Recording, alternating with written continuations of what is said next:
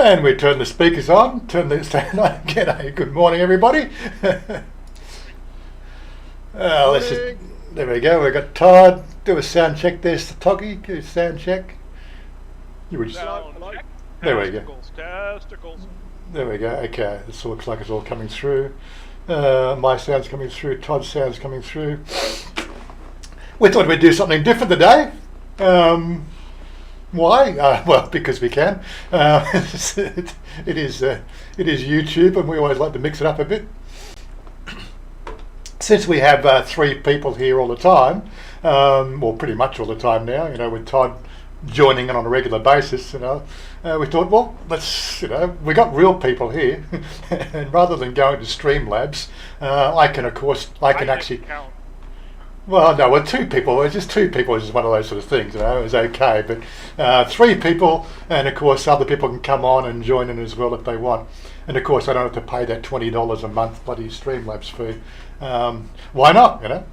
It's all part of the deal. So here we go. We got Mark Van Doom. Is it Dawn or Doom? I don't know. My eyesight just can't pick that. It looks like Van Doom, but anyway, that looks like it. Van Dorn. It's Van Dorn.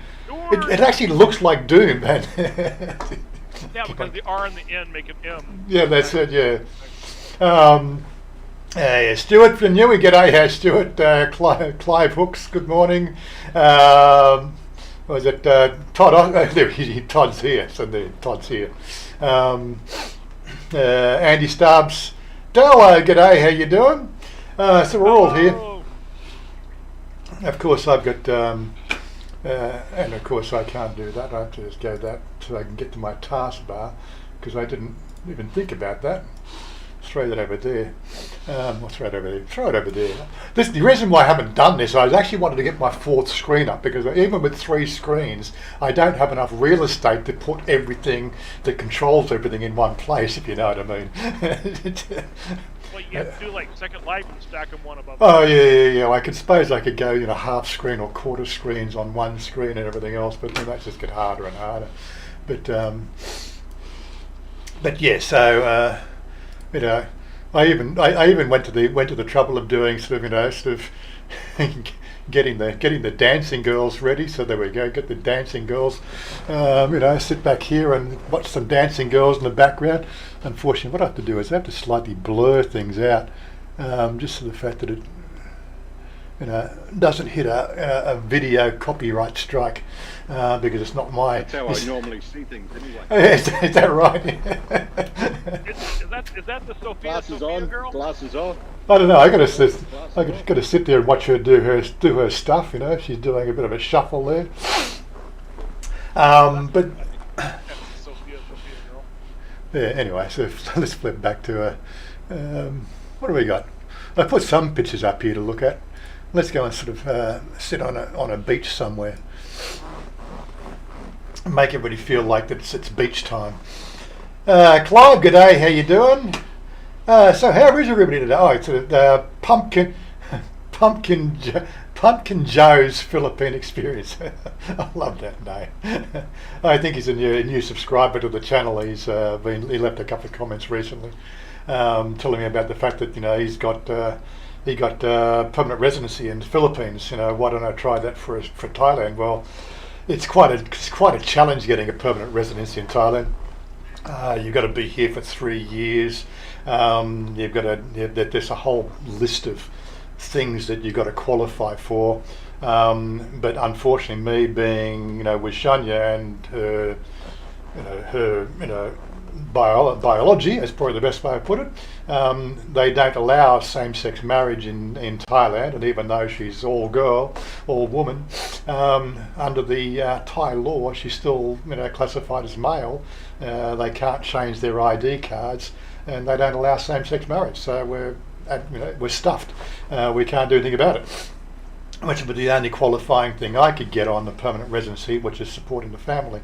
Family support or something like that. But you've got to be here 3 years. The hardest part of the whole thing is the fact that they supposedly do an interview, but that interview is in front of a panel with half a dozen officials and you've actually got to, in Thai, you've got to do this interview in Thai, and you've got to explain to them why you want to be a permanent residency of Thailand, and and it's basically a conversation level piece, and there's written sort of parts of it as well. You've got to be able to read the blurb that they give you, and it's quite a it's one of those sort of things, and you got to ask the question, well, why do you want to do it? What's the point of getting a permanent residency here in Thailand? The only advantage that I can see from permanent residency is you negate the 4 times a year 90-day check-in. You still have to go to immigration every year to get the renewal of that permanent residency. But it does mean you can bounce out in and out of the country at will. You don't need to get that what they call re-entry permit, because that stamp stays in your book for that full 12 months, and it allows you to come and go as you please. But again, who's coming and going in Thailand right now? I don't think anybody's coming and going in Thailand. Actually, what I need to do is put some light on. I did hook up my lights and get some more light in this place. Wait, stay there. Yeah, let's throw a bit more light on the subject.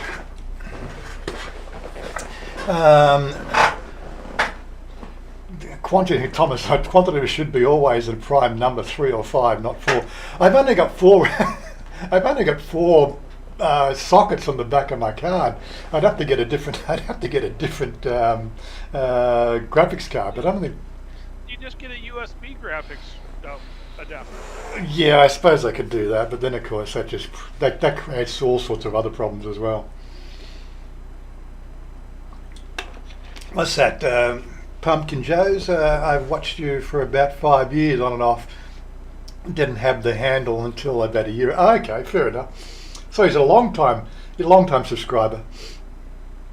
I didn't notice that on the thing. Normally it tells you how long. If people publish or let YouTube know how like your subscriber list, which is publicly viewed, then of course we get a little notification how long they've been subscribed for. But most people turn that feature off because they like a little bit of privacy. YouTube knows, but nobody else. Hey, William Todd and Dalo. Okay, yes.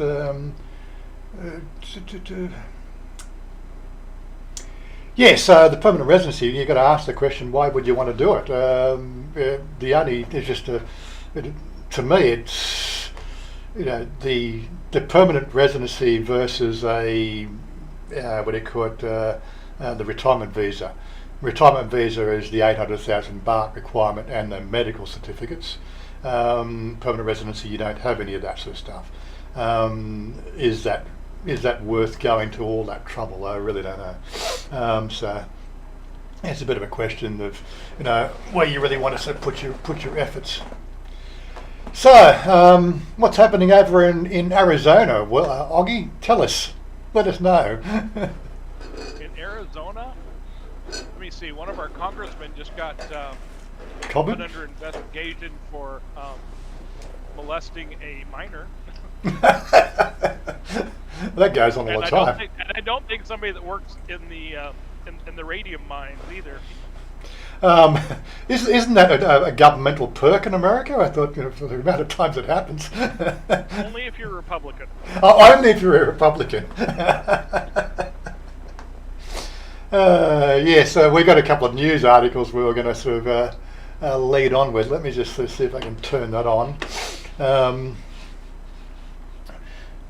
Going over here, it's going to share my screen. Go here, go live. Right, now we've got that going into infinite. And we don't really want to do that. We want to.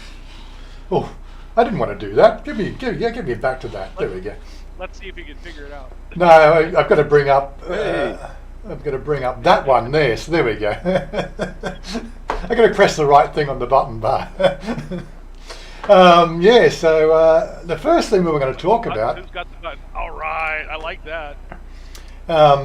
Okay, so what have we got numbers today? What have we got? What's our numbers for? We got a 2 hour ago. Richard Barrow, he's up nice and early telling us what our numbers look like. 3rd of August. So again, we're still gradually seeing this increase. Well, I stopped watching because I planted roots in Philippines, and my wife would never let me or go to Thailand, I guess, without her. But I'm back, brother. Good on you, buddy. Good on you, Joe. Anyway, so what are the numbers? So I got 147 dead, 188 dead, 160, 191, 212. So the numbers are gradually increasing. I think we actually saw some figures come through yesterday with... I should actually sort of put me on screen there, so there's my other... It's just the other thing I had to do. I put 2 cameras so I could, but unfortunately I don't have the software then to do the background change. So what else was there? There was, what do we got? Nakhon Pathom 781 here. That's in Nakhon Pathom. That's gradually increasing, but again, these numbers fluctuate. But as I said, they were sort of saying on the news, I think it was yesterday, the numbers are coming through. There's like they think that out of the 8 million people in Bangkok, close to 4 million people in Bangkok have been first dose vaccinated. So we may start to see a change in these numbers within the next 2 weeks. Let's see how. Let's keep our fingers crossed that something starts to get a bit better for that. Andy Stubbs, can you a marriage union ceremony in Thailand as a form of non-legal work? Yeah, but it doesn't come under the heading. So there's those, again, everything here we talked about it before. The check boxes, like if you're going to do that permanent residency thing, the route, it doesn't have a checkbox for what they call a marriage union, which has not been formalised by the government. I know that went through, it was presented in Congress 2 years ago, but it hasn't gone much further than that because of COVID. But yeah, it's not a checkbox on that permanent residency. So it'd be a precedence. So I'm pretty sure that it's not going to happen anyway. Yeah, so numbers are sort of 21,838. Yeah, I think 212 of those were, that's recovered. In care, 213,000. Supposedly we've got home care now, so what they call asymptomatic and mild cases now can quarantine at home because there's just not enough places to put people up. Daniel, good morning. Yes, the population of Bangkok is nearer 20 million. Well, I don't know where you're getting those numbers from, Daniel. The official numbers from their census there is 8 million in the low season up to 11 million in the high season. I'd rather go with those numbers that have been published than sort of calling it 20 million. You might be talking about the mobile workforce, and of course they're shutting everything down here. So there is a lot of people that travel into province for work. So but again, those numbers there are sort of, they really can't track those numbers. But anyway, what else was there? What was it? Yeah, the Thailand and Australia have agreed to pursue a strategic economic partnership. Oh my God, what does that mean for Australia? I'm wondering about that one. It's a bit of a weird one, isn't it? Australia's Minister of Trade, Tourism and Investment in Australia is keen to forge a strategic economic partnership with Thailand, in addition to existing Thailand-Australia free trade agreement. Well, I guess since Australia's been taken over by China, Thailand does pretty good business with China. So China's a communist state. Well, Australia's a prison state now, isn't it? Isn't that where we're going now? A prison state? Where's the article? That's that other article you're going to show. Oh, we'll get to the prison state in a minute. Okay. Well, it was the. We'll get to the patio go-go girls in a minute too. You should spoiler alert before you said that. Oh yeah. Yeah. Spoiler alert. Okay, so the one we were going, the thing we were going to discuss today was this one here. There's a lot of, oh my God, the snowflakes out there. They're going to bring in a vaccine permit or vaccine permit to travel and freedom of our rights and everything else. And we were talking about this yesterday, weren't we, Todd? Oh, yesterday or the day before. Yep. People have got short memories. I remember I had one of these cars in the 70s. I don't know where it is now, but I think it's probably, it only lasts for a few years. You've got to get it updated every so often. But we've had vaccine passports since what is it? Just give me the word. When did it start? 1933. Vaccine passports started in 1933. And this is like short memories. Like, unfortunately, people aren't educated these days. This is our biggest problem, isn't it? There's just no education for anybody. And so, we got a vaccine passport. It was updated in 51, and it was then 69 to present. So the problem is the fact that there was only one thing really on that passport that was that had any sort of bearing on free travel. And that was only if you were travelling in these countries here, which was for yellow fever. Yellow fever is a mandated sort of travel restriction even now, without this new COVID-19 extension to the passport. If you wanted to go into any of these red countries here, you need to, at the border, you need to show that, or you can't get in, or they'll make you take the injections anyway. Trouble is we don't see it these days, because if you're in the green zone like Australia, travelling to Thailand, well, basically you're both in the green zone, so it's not required. If you go in green zone into Vietnam, I'm not quite sure whether that's one level difference. But if you were going from Australia into these red zones here, or even the pink zones, you would need to show that vaccine certificate. The fact that you've been inoculated for yellow fever. But again, like there's a lot of snowflakes out there wanting to make a political argument about it. Yeah, well, so we're going to add COVID to it. I think it's a good idea. That's at least my take on it. I think it's a positive in the right direction. We want to try to mitigate the spread of any future variants of this particular pandemic. But as I said, what we got at the moment, the reason why it hasn't come in as a standardised sort of test is the fact that we can't get a standardised agreement across all the countries, which makes it harder to deal with. These existing things that were on the certificate: cholera, yellow fever, typhus, smallpox. Well, in defence of vaccines and the tinfoil hat wearing. Well, we don't have to worry about smallpox anymore. Guess why? Because vaccines eradicated it globally. We don't really have to worry about cholera anymore because we've got vaccines. Typhus fever, we don't really have to worry about typhus anywhere because we've got vaccines. We don't have to worry about polio. We don't have to worry about a whole bunch of things because vaccines, guess what? They work. And contrary to tinfoil hat wearers, but vaccines do work. I think there's probably an overabundance of vaccines for viruses that I think, in the 70s, we were talking about this, weren't we? In the 70s we had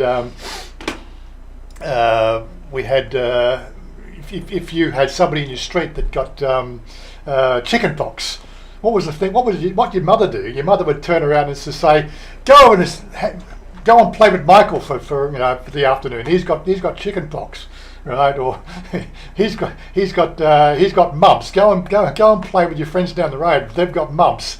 Your mother would send you out the door. Go and play with your friends. Get the virus. Come home, and then you're taken care of. But now they got to stick a needle in your arm for mumps and chicken pox and rubella, and it gets a bit crazy. I think as a child growing up in the 60s and 70s, I think there was probably seven vaccines we took, wasn't it? So there was polio. I remember taking the spoon polio when I was a kid. What was it? There was whooping cough. Go on, help me out, Todd. I can't remember. Whooping cough. All I remember is the triple antigen, because you had your measles, smallpox, and... Well, we didn't have smallpox in Australia because there was no smallpox cases in Australia. No, well, I'm just trying to remember what was in there. All I remember it was called the triple antigen. Yeah, but there was something else. There was polio. You took the medicine. Diphtheria. Diphtheria was one. Yeah. Diphtheria. And the mumps was like a sugar cube. No, I never had mumps. Oh, was it? No, we never had well, I never had the mumps because I remember sort of having a case of the mumps, all the swelling and everything else. The worst part about chicken pox was not so much getting the chicken pox. It was your mother would sit there and calamine lotion, and you would be covered from tip to toe. And it wasn't so much being tip to toe. She would strip you naked. She would strip you naked, and she'd grab your dick, and she's putting the calamine lotion all over your dick. Oh my God! It was so embarrassing for her. Like, I've been seen, cannot be unseen. I don't want that vision. No. That was the most because like you're 6 years old. Leave my junk alone, Mum. But yeah, so we grow up all right. Like as I was saying before this week, and we don't have I have no problem getting the vaccine here. Like God, I ate mud when I was a kid. Well, Oggy was just saying he used to play in sewage.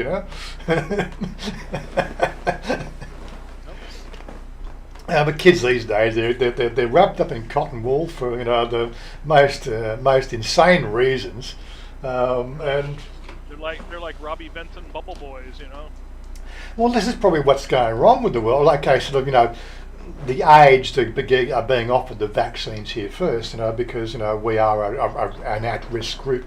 I was neither here nor there about whether I wanted to be vaccinated. I'm just doing it because gives Chanya peace of mind, and mother's been vaccinated, Chanya's been vaccinated. It just makes sure you're all in the same house. You might as well take the vaccine just to to care for the people that you care for here. Excuse me. But we're not going out anywhere.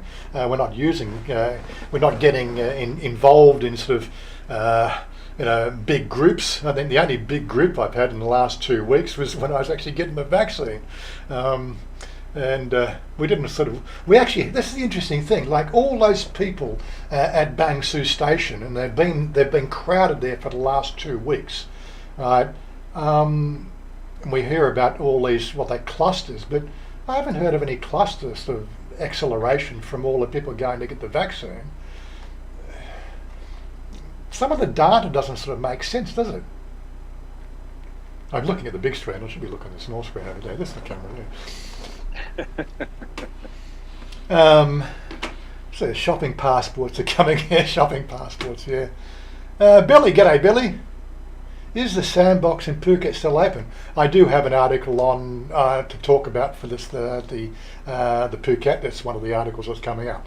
So we're just getting back to the whole, as a kid we grew up with I think 4 or 5 vaccines, and we still do all right. These days, the biggest worry that the WHO have got, and most of the informed medical fraternities around the world, not the YouTube experts, but the informed medical opinion is, yes, the children or the adolescents and teenagers and up to 30 to 40 years old, they're quite concerned about those groups because guess why? They've been given vaccines all their life, and they've got no personal immunity. And now what we're seeing some strange data coming out for those 20 plus age groups, right, of adverse effects from vaccines. Why?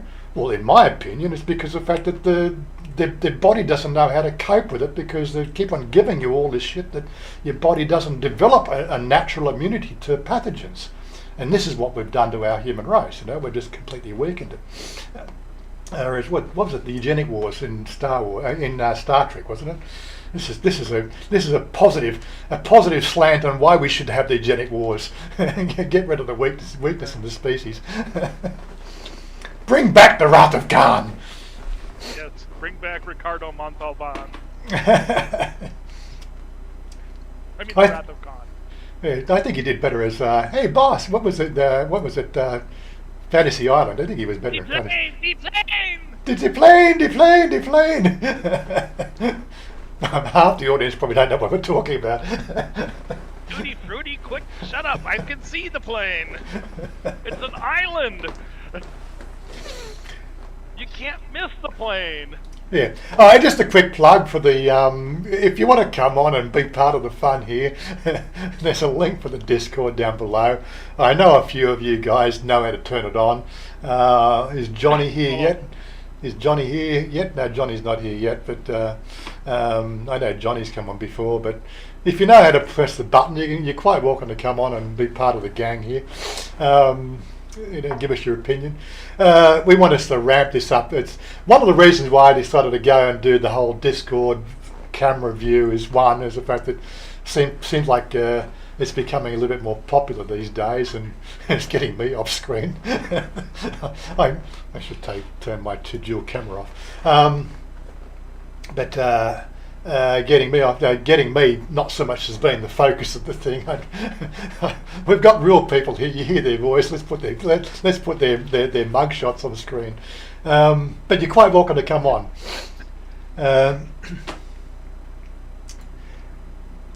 Was it? I'm going to add value. That's the problem. Oh no, you'll be all right. Yeah, you're good. You're like a real person. Yeah. Don't worry, they'll get to see when you get over here and we start riding together. Then they'll see more of you in the live footage. So there you go. Let's give them a bit of a heads up. I know, but that's when I'm going to have fun on the bike. That's my element. Yeah, we're going to try a bit of a sort of an ADV China or the ADV Thailand sort of approach with the bike rides. Going to be fun with the editing. Going to have to get an intercom gear and oh my god. We'll probably do 3 hours of riding, and after everything we've done, it'll probably cut down to just 3 minutes because you can't put that in there. No, you can't say that. You can't. No. Copyright strike, can't cuss, no nudity. I'm not doing a naked run. I'm so honestly nudity. I'm not doing a naked run on the bike. Give us a break. Come on. No. I'm not. It's called a wardrobe malfunction. Wardrobe malfunction. I get them all the time in Second Life. There's John. G'day, John. Even if you're fully vaccinated, you can't now leave Australia and we'll get to that article in a minute. We're going to talk about that in a minute. You say, Dick, and I'll put the lotion on there so fast as I want. Dowlow. Really? It's not a lubricant. Come on. It's calamine lotion. Lotion on, lotion off, rinse and repeat. That was you, wasn't it? You're disgusting. Okay. I quite enjoy the wife putting lotion on me, but then again. Okay. Don't complain. Sick puppy. Good evening. Okay, sick puppy. How you doing? Hey, Todd. Malcolm K. A friend of mine went to take the vaccine for COVID yesterday. After getting vaccinated, his vision was blurred, and he went and when he reached was blurred when he reached home. Oh, okay. He called the hospital and gave him the vaccine for advice, asking if he should hospitalise. The hospital told him to come back and collect his glass.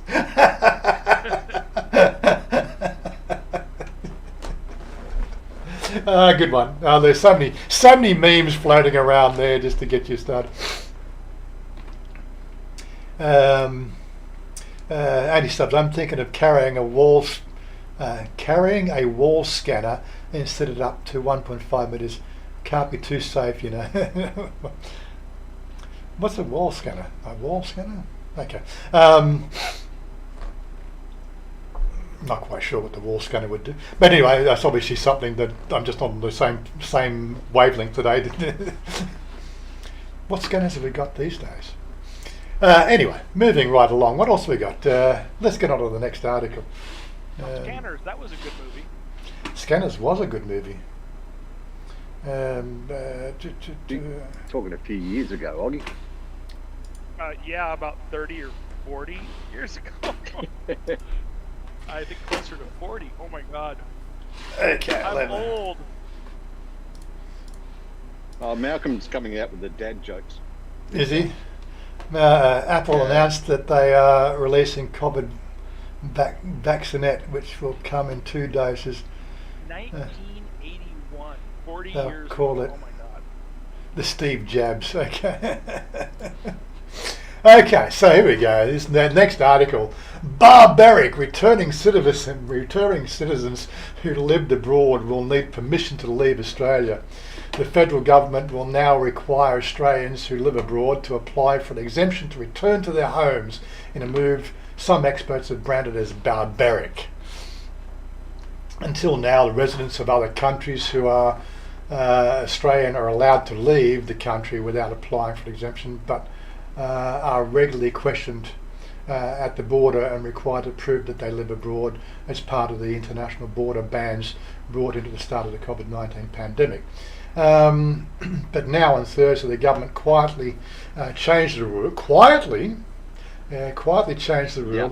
effective from August 11, claiming it was a loophole. Now, according to the government's explanatory statements tabled in Parliament, a person will have to demonstrate to the Australian Border Force, to the Nazis at the border, a compelling reason for needing to leave Australia. No one escapes from Stalag 13. The amendment, which cannot be disallowed, will reduce the pressure on Australian quarantine capacity, reducing the risk of posed by Australian population COVID-19 and assist returning vulnerable Australians back home. The exemptions can be granted for business travel, but the government has previously said it intends to clamp down on a number of them and being granted. I know I don't know how this is going to affect you, Todd, getting out of Australia. You're leaving for good. No, it won't. It won't? There are reasons you can still leave Australia, but this one I don't really like, because you're already living overseas. You've already made a life overseas, and this is going to affect people that have come back in stressful situations, like if you're sort of visa hopping for work. I've got issues with that, because that's all about money. You can afford a $10,000 plane ticket to go somewhere and the $10,000 plane ticket to come back. But if you're living overseas as an expat, you've got sick family or a critical situation in Australia, you come back to Australia, now you've got to ask permission to go back to your life elsewhere as an expat. Whereas before, you didn't have to. Yeah. So, Go on. No matter what the situation is, you've got to ask permission to leave. Yeah, it's ridiculous. You have to prove. I believe it's going to some international body. I think somebody's contesting this as the fact that it's supposedly there's some sort of world body that can sort of have a sort of say so on this. But Australia tends to ignore the councils anyway. But yeah, it's I don't know I don't think it's actually written in this article. I read it somewhere else. Yeah, barbaric and counterproductive. James Trippett recently flew back to Australia from Belgium to try to say goodbye to his seriously ill mother. He missed out on seeing her one last time because he was told to hire a charter flight worth tens of thousands of dollars to qualify for an exemption to leave hotel quarantine. He is currently in the country sorting out her affairs before returning home. Yeah.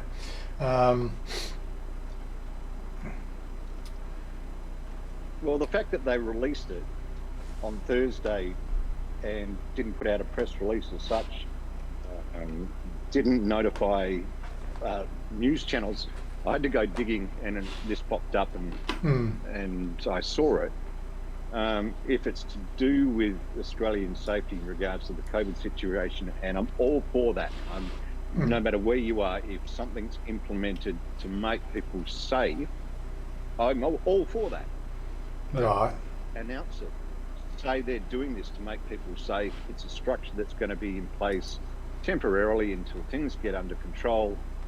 There was no announcement about it. How is it making us safe when there's no announcement about it?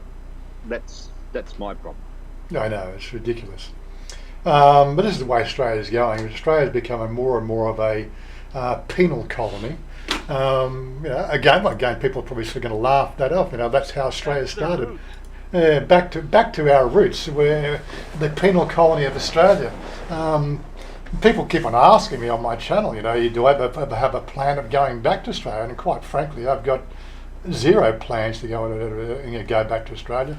I know my daughter lives in Australia. That's the only roots that I've got there. Our family's fairly well disjointed, across the multiple states that my family lives in. If I needed to talk to my brother, I can quite easily do that on a webcam. I don't actually have to physically see him. My father and mother have passed away, so I don't need to have any close contact with them. But anybody that I need to speak to in Australia is as easy as a webcam away. They might not be on Discord, but I know where to get them if I want to speak to them. But we've got nothing in common, I'm the black sheep of the family, you might sort of say.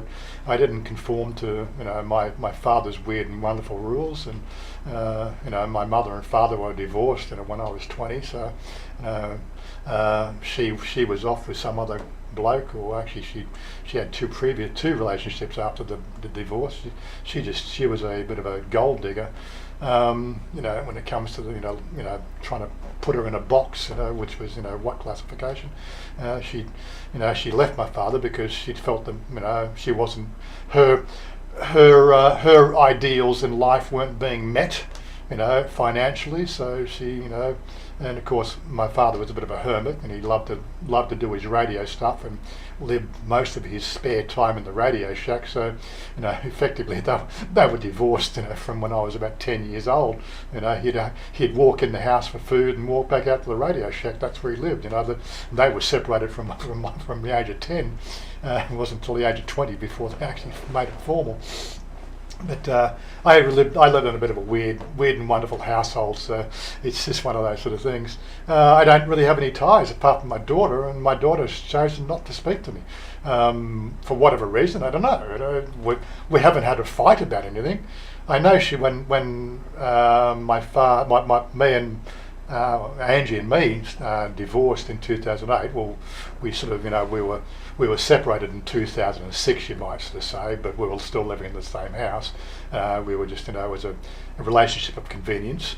But it was in 2008 that she went off back to England with her new boyfriend. But I know Sarah got her nose at a joint about mum leaving. Because Sarah was at that age where she was, 19 years old. Was it 2003? No, so she was 17, was it? 2008. The math does my head in. But yeah, she was. Math is hard. Math is hard. Yes, it's 89.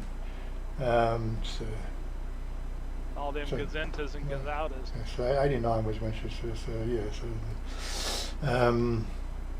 so she was 19 when Angie left.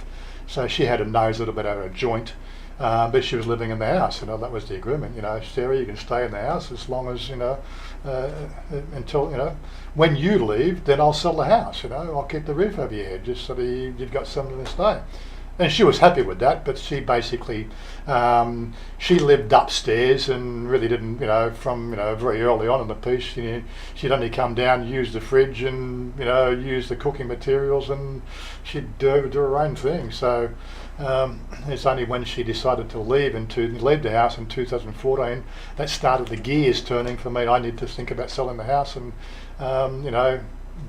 coming to my part of the agreement that we made, which was to sell the house and split the proceeds. But yeah, I called her up in 2016. I said, well, things are going ahead. I need your shit out of here. She turned around, she picked up half a dozen things. She said, I don't want the rest. I haven't used it for 2 years. I don't want the rest. So it all went in the bin. All this goth paraphernalia, and oh my God, it was an absolute mess.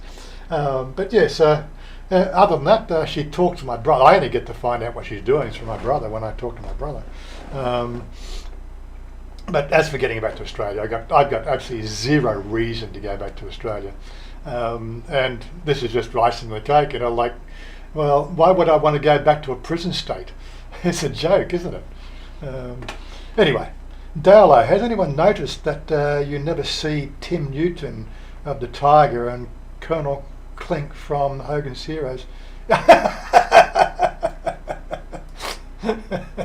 one, Dalo. That's good. I like that. Mark Van Dawn, Mark Van Dawn. Hey, MVD, do you have a link or anything with that info about? Oh, that's just me having a side chat. Oh, okay. Yes, all right. Okay. Yeah. I'm sure he probably does. John G. It's stuck between an inmate. Is stuck between. Okay. I try to work out what they're getting at with some of these comments, and I don't know. I'm just not watching the flow. It sucks being an inmate, is what he's saying. It sucks. It sucks being. That's right. I can't figure out where to put the extra characters. My Tinglish is lacking. I think somebody might be using voice to text. Voice to text could be. You never know. It's getting that stuff is getting smarter as well. Was already tried to the courts last year. The group claiming Australia was breaching its constitutional courts. Courts sided with the government. Yeah, they did, but I think under international law, they're breaching some international laws now. But that's going to take years to sort out, and by that time the pandemic will be over, and it'll be sort of people will forget in 2 years, and they'll re-elect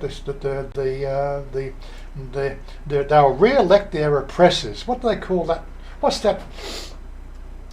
When you side with your jailers, what is it? That's a syndrome. Stockholm syndrome. Stockholm syndrome. Yes, you'll start to side with your oppressors, right? And you'll re-elect the same government, because you're better, a bunch better of the devil you know than the one you don't.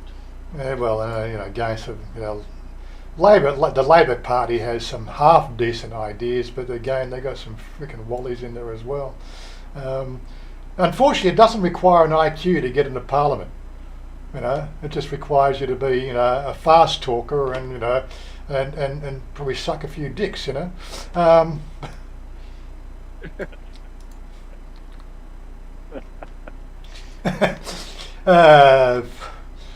40 days and you and I escaped. Oh, have you found Colonel Hogan? He's going to help you out of the country, is he? I get parole. You get parole. What, good behaviour? I didn't think they had a parole system in Australia. I got out before. I managed to dig my way out, but anyway, they will refuse your parole and make you a trustee.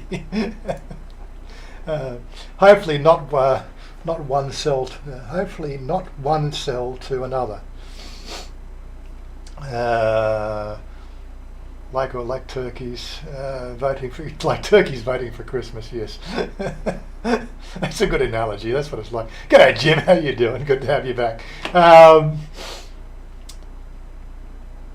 I'm just reading all the funny comments people are making. It's going to be one of those joke days, isn't it?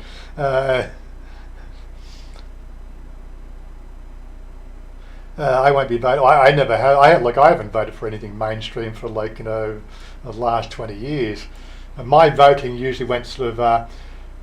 What are the independent names I know in the Hornsby Shire? Well, I know him, right? Well, that one, he's an independent, but he's a bit of a dick. I'll give him vote number 2.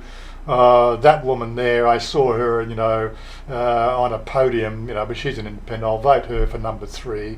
Oh yeah, that guy there, I don't really know that independent, but I'm going to give him number 4. Yeah, now I've got 3 more to choose from.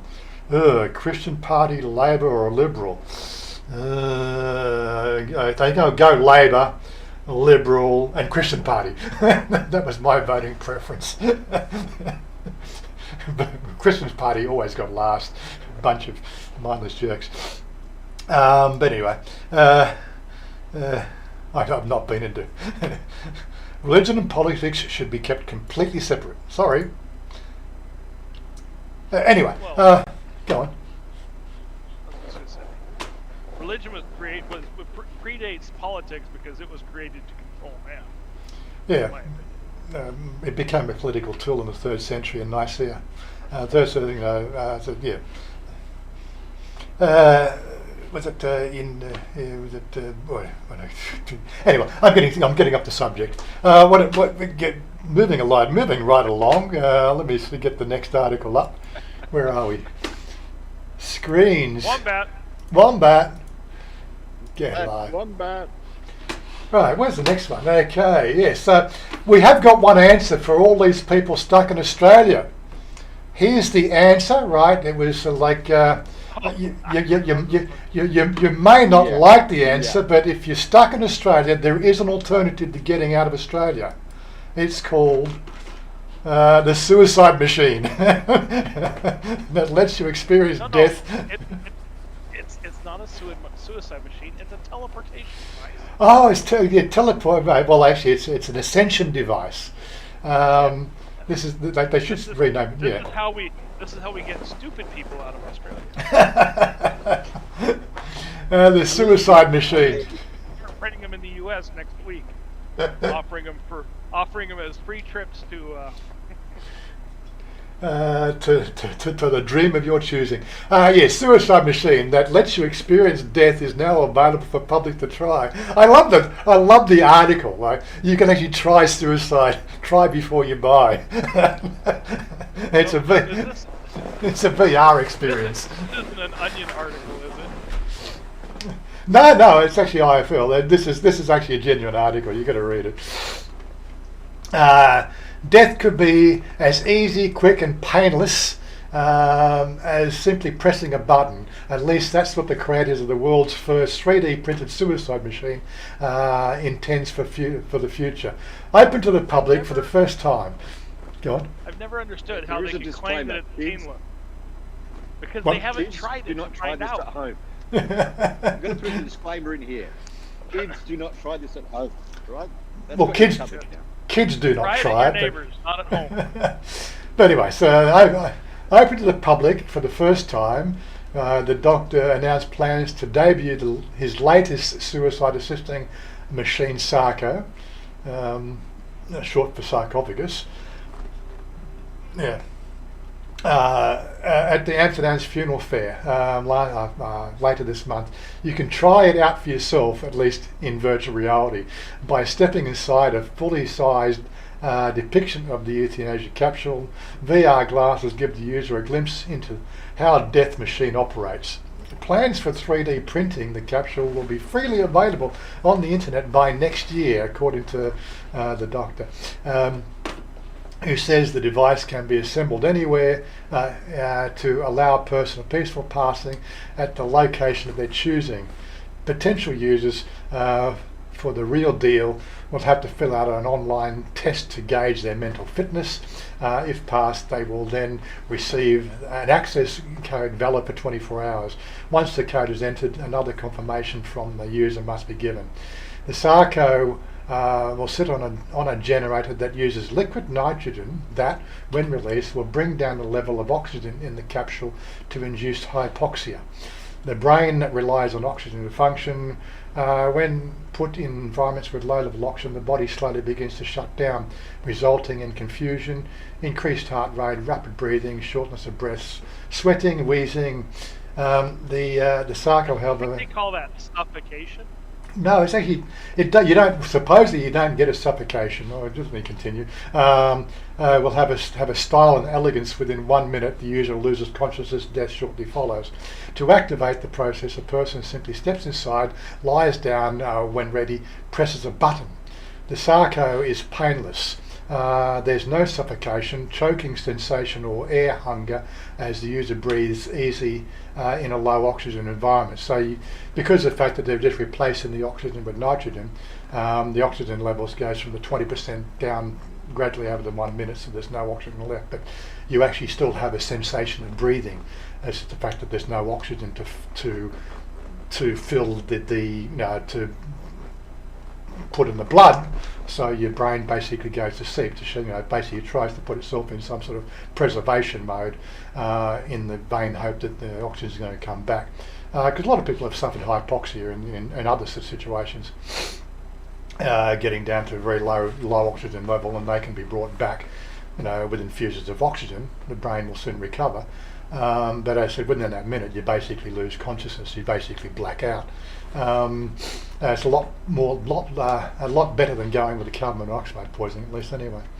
Anyway, so the interesting part of the article, of course, the sarco made headlines last year after the state of Victoria voted to legalise euthanasia. Media outlets deemed the Elon Musk of assisted suicide and his death machine the Tesla. He needs to market those in the state of Oregon, because Probably does. There for years. Yeah. Argument against you. They do a. Go on. They do injections. Do they? Yeah. But again, sort of, I don't look. This one here seems like quite a humane way to do it. Do we see a time in 50 years' time when it'll be a forced euthanasia when you turn 60 or 70 because there's too many the aging population? I don't know. What's that? Logan's Run? Yeah, Logan's Run. Logan's Run. Anyway, again, arguments. 21, time to die. Arguments against euthanasia address practical, ethical, and religious concerns, saying legalising a person's right to die could normalise suicide, being difficult to regulate, and that accepts some lives are worth less than others. But how do you say his name? Nitschke. It's almost like Nietzsche. But yeah, Nitschke, who performed his first legal assisted death in 1996, argues the right to end one's life is a civil right. And quite frankly, I have to agree with him. I think it's an easy way out, but it's your life, and you choose to live your life or not live your life how you choose. That is pure freedom to make those decisions, for yourself. But anyway. The sarco is intended to yeah. Jack Kevorkian was the U.S. Assisted suicide doctor. He's the one that, I forget when he did his first one, but it was back in the 80s, I think. Right. Okay. The argument against euthanasia were addressed. Oh, we did that. The sarco is intended to get people talking positively about death, with a broader consideration that being afraid, scared, or shocked, says the press statement. After all, we're all going to die. Increasing numbers of us want some way, some say in how we're going to die. And again, getting back to my father, from pretty much, he was the palliative care ward when he was at that point in his life with the cancer. Within 3 days of being in the palliative care ward, he was asking, just give me a pill so I can go peacefully and I can have my family around to say my goodbyes. And he basically, for 3 months, that was even under the constant injections of what they call morphine to ally the pain that he was going through, which made him less and less copacetic over that 3-month period. Watching him degrade that level, it was inhumane. And somehow the world seems to have this idea that this is acceptable. And I can't see how it is acceptable in any way, shape or form to put somebody through, like pain, where they're going to shoot you up with morphine to take the pain away. You're on a drip all the time to get the nutrients in the body, because what's the name of the asbestos? I can't remember the name. It was asbestos-induced cancer, so it got on the bottom of his lungs, went into his stomach. Mesothelioma. Oh, geez, you're a brilliant. Yeah, mesothelioma. Yeah, I can never. But yeah, so like. I am the encyclopedia of useless knowledge. You're better than me. Remember the names anyway. Cancer. I'll take cancer knowledge for 500. Thanks, Bill. Exactly. But yes. An inhalation of asbestos fibers. But yeah, so it at first attacked the bottom of his lungs. He started having coughing up blood. He was still able to function at home for the first 3 months when it started to take over. But the thing, of course, he had to be admitted to hospital because it had gone into his stomach and the cancer had gone. There was no way that they could operate. So it was in his stomach, so he wasn't metabolizing his food properly, which meant he had to go onto a drip, which meant that's a palliative care sort of side of things. But 3 days in palliative care, they said, look, I know what's going to happen. I know I'm dying. There's nothing you can do about it. Can I have my family round while we sort of settle our affairs, and then I will take something and be gone while everybody around me sort of wishes me on my journey. That was the sort of way he wanted to look at his passing. Yet you're not allowed to do that. That's inhumane, or it's sort of what. The world has gone completely nuts when it comes to that shit. And again, the thing is that if this thing here was an option, okay, he might have been in Sydney, but he could have gone down to Melbourne, jumped in one of those machines and just pressed a button, and we could have had a party and he could have gone peacefully. And that would have been really nice. But unfortunately, we got some weird things happening in our world these days. Well, there's more money made off of keeping somebody alive than allowing them to pass. Yeah. Well, doesn't come down to that? Medicine has become a business. Yeah. Medicine has become a business. Now they're just looking for profit. That's it. It's just a profit. It's a I profit. don't mean people who tell the future.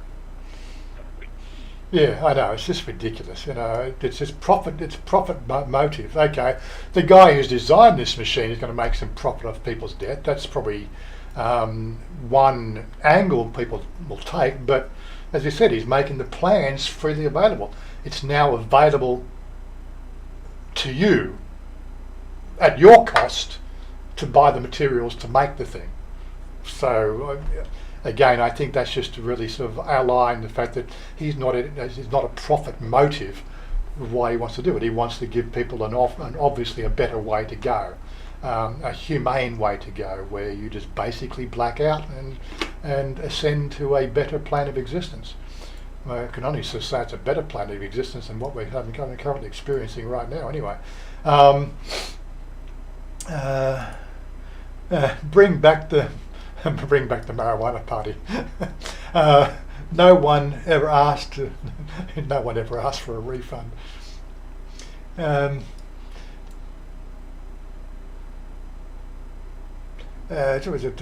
G. The trouble with the law challenges is because they make the new rules under the health disguise, which overrides all the challenges of all types. Yeah, well, it's again oppression of the society. The three biggest BS: religion, politics, and COVID. And that's 4, isn't it? Well, he obviously studied new math. Oh, new math. That's new. Oh, okay, right. Sorry, Andy. Andy. I didn't do new math. Don't get me started on that. God, new math. Have you seen that stupid grid thing that they do for doing a multiplication? Honestly, I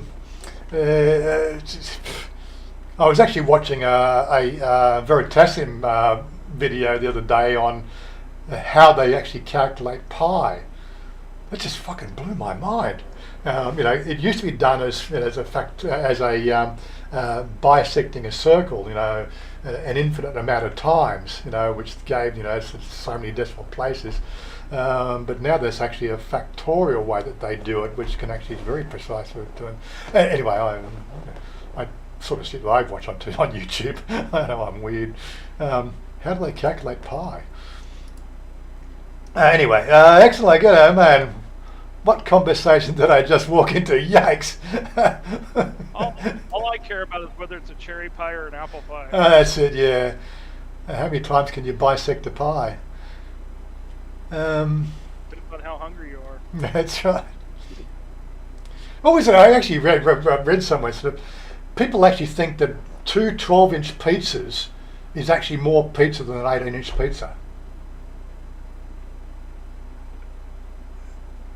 Not so smart. That's yeah. I'm going again. Math, guys. Math. You know what math is? Really? Okay.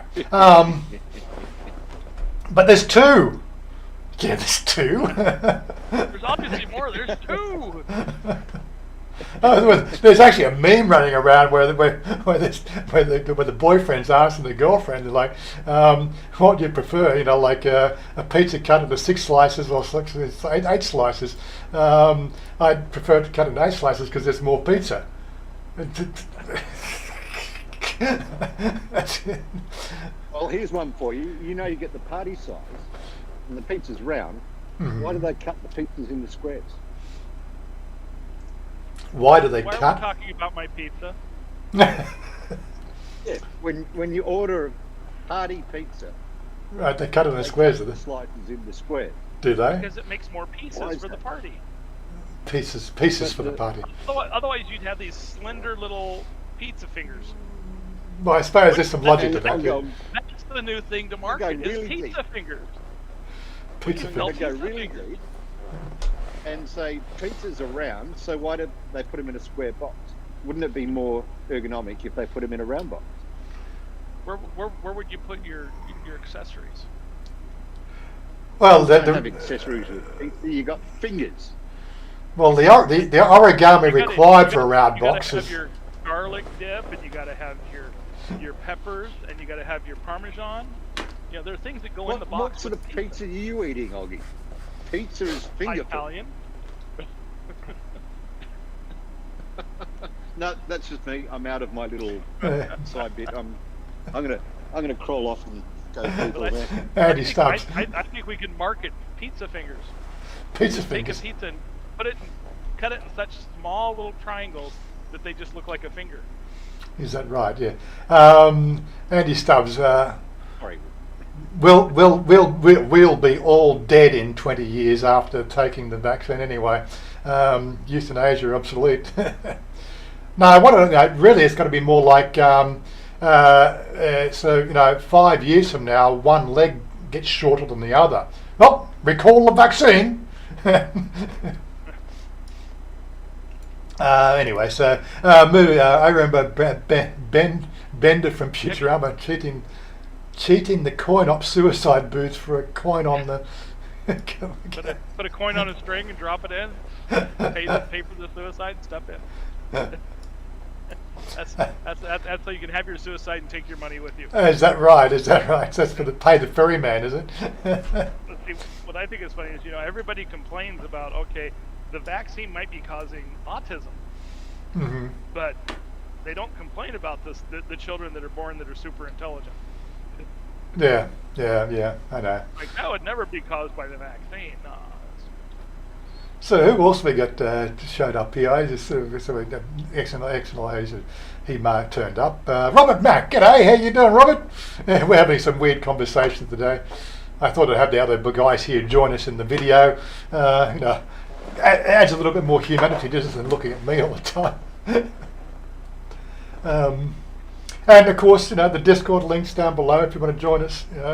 You don't have to put your camera on. If you don't put your camera on, you'll just be a voice. If you want to actually be on the screen with us, then we're going to just turn your camera on, and it'll automatically add you. So you're quite welcome to come and join us if you want. But anyway, moving right along. The bender was the bomb, yeah. People ought to have the choice about how they wish to die. How long for pain, quality of life. Exactly, William. It's ridiculous how we are forced into some sort of paradigm. And again, look, I can only blame the religious bodies around the major religious bodies around the world that have demonized death. Yet in all their they've demonized wanting to die. Yeah, they yet accept death, but you wanting to die is against the rules. yeah, taking the easy way out. I think it's it's yeah. Don't get me started on it. It's bizarre. Yeah. When you look at my father's case, I'm sorry. That is not an easy way to die. That is just completely inhumane, right? We treat dogs better than that. Yep. Especially my mother.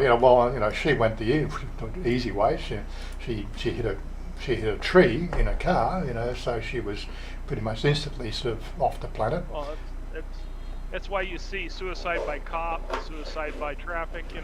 They had somebody walk out in the middle of the freeway in Seattle, and got hit and killed, and it shut the city down for 8 hours while they investigated the death. That's like, hello, the guy ran out in traffic to kill himself. Yeah, I know, bizarre, isn't it? All right, and the next subject is. Why is this going gangbusters on the pandemic? Rich, yeah, Andy Stubbs. Rich will continue to get richer. That's the way that the system works at the moment. Meritocracy. We need to bring in a form of government called meritocracy. But anyway, the irony is that if I wasn't in lockdown, I'd be right here anyway. Damn these lockdowns. What do you mean? I'm sure you'd be in Thailand right now, wouldn't you? I would, Dowlo. If you weren't in lockdown, you'd be in Thailand, I'm sure. I think he's over the magic age. What do you mean? Mark, how are you doing? Mark, g'day, Mark. How you doing? G'day everybody. I'm just trying to work out my camera on. I don't mind showing my ugly dial. That's all right. Well, that's it. There he is. There he is. Nice to meet you, Mark. G'day, Mark. How you doing? Welcome. Good. Hang on, I'll just turn off this computer. Yeah. That'll shut that up. Any feedback? How are we all? How are we? Oh, good. From everything in your house, you look like you're in the U.S., but it's too light. What is the time here? Just after 2 o'clock in the afternoon on a Saturday. So we're probably a little bit ahead of you. I'm in the future with Todd. Yeah. So. No, You're in the future. He's another Australian, huh? Mm-hmm. I can tell you who won the football last night if you wanted to know. But that's about all I can do. Can you tell me the U.S. lottery numbers that are going? Yeah, I want the Thai lottery numbers. Thai lottery numbers, please. Number 8. All I know, the last two numbers in the Thai lottery number have to be lucky ones, and the combination to work out the last two numbers, I've tried to research that, but I got no idea how it works. So I'm with you, Wazza. No, you go to the temple, right? The temple gives you these little things. They're little like incense sticks, right? You pay 20 baht, so it costs you 20 baht to get the incense stick, and you burn the incense. And as it burns down, it reveals a number. Have you seen these things? It's really cool, okay. And that's your lucky number. No, I've just seen the shaker sticks where you shake and shake and shake until you get 2 sticks that come out, and that's meant to be your 2 lucky numbers. Yeah, but those numbers go to 20, 21 or 22, and so it's not really fair because it changes the what do you call it, the numerical, what do you call it, the probability curve of between 1 and 100, because it's It skews the numbers. They need to take out, they just use numbers to 0 to 9 would be the ideal way to do it. But no, what they do here in this house is she's got a little jar downstairs with little pieces of paper like this, a little piece of, so that's torn up and it's got the numbers 0 to 9 in it, rolled up, and you just basically put your hand in the thing, like they do when they actually pick the numbers. Like it's a big ball thing, and each girl's on a ball and pulls out one number. But yeah, so that's how they pick the numbers here, and it's just a probability of the number 0 to 9, and you pick it and you throw it back in. You pick it again and throw it back in. You're not supposed to look. If you look, that's just cheating. You've got to sort of do it like this. Yeah, the mastery of picking the lottery numbers here. Well, it did work for Chanya once. Yeah. You need one of those little bingo cages and just put the first 9 numbers in and roll. Yeah, bingo cages work well too. Yeah.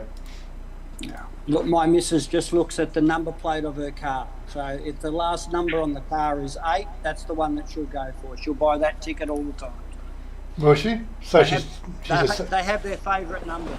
Yeah, they do. Yeah. They look for their numbers on the lottery tickets and then they buy. So. Here you can pick your numbers. So for the big mega lotteries and everything. So I play my birthday, my daughter's birthday. Yeah, I leave it to chance. I buy a quick pick. I leave it all to chance. Yeah, we don't have quick picks. We don't have quick picks here. Thailand, you actually have to find your ticket amongst all the numbers, right? Yeah, and I scan, cause sometimes they'll put them all in some sort of numerical order. So, I tend to go for numbers like 23, 32, 73, and 93. Then they're the 4 numbers I would look for, depending on what numbers are actually with those last 2 digits. Will depend on what looks good. But yeah. But they're my numbers, 23, which is chaos, 32, which is the 32nd level of masonry, and a few other sort of magical orders. 73, which is something you'll have to watch Big Bang Theory for 73, and 93, which is Thelema, 93. Love is a law, love under will. Anyway, but there's 4 numbers I picked. You're going to chuck 42 in there somewhere. You have to. If I can't find if I can't find those 4 numbers, 42 will be the wheel 4 back. Yeah. But 42, people don't really know why it was 42. Well, 42, the 42nd character in the ASCII table is a hash or a star, which basically represents actually replaces basically what's the answer to life? 42 asterisk. It could be anything, right? Basically, that's a wild card. That's the wild card character was just the asterisk. But most people don't know where it derived from. But anyway, moving right along. Just before you do, so it was it Golden Circle Beetroot you wanted? Golden Circle, yeah. Golden Circle is a good brand, yeah. There's a few others. There's a few others. I'll put it on my shopping list before I leave Australia. Yeah, if you can get out of Australia, yeah. Oh no, I'm out. I've got a ticket. I've got my exemption, and I've got my visa. Yeah. I've got my visa, so I'm all good. Excellent. Do you have your certificate of entry for Thailand? No. So I've got to wait. I'm going to wait till after I've had my second dose in my arm, and I have that next Wednesday because I think it just makes it a little bit easier for the COE. If they ask, "Have you had the vaccine?" and I'll go, "Yes, here's my certificate saying that I've had 2 shots in the arm." Right. Okay. I don't know. I can't remember where they give it to me now. So. They violated my skin. I've been. I think the nurse gives it in the arm, but the government gives it in the arse. I don't know. So I've heard that. Yep, that's it. You get 2 injections. Just for public record, my surname is Van Dorn, RN. Although I can't tell you how many times over the years that I've had business cards that have been printed Van Doon. I don't mind either way. Well, isn't that a Marvel character? Isn't it a bad guy in the Marvel universe? Yeah. Victor Van Doom, wasn't it? I'm the only superhero that wears wooden feet. I'm a clogwog, so I you know, my superpowers are clogwogs. So there you go. Yeah, well, I didn't get any superpowers from my injection. I think I got +5 to charisma, and +2 to sarcasm. But you know,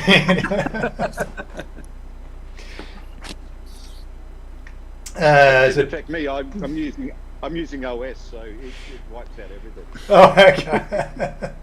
Is there going to turn into a Brady Bunch opening? Well, if we get 9 people on, I can have up to 25 people in the room at once with their cameras going. So we could try and break. 3 on one side, 3 on the other, and 3 down the middle. We could try and break Discord if you want. You know. I broke the internet 2 weeks ago or 3 weeks ago when I tried to do a speed test. Yeah, I'd have a hard time breaking wind, much less the internet. Yeah, anyway, so I suppose at this stage here, this was the first time we've run the FaceTime sort of option here, which is very similar to StreamYard, which is what a lot of other people use.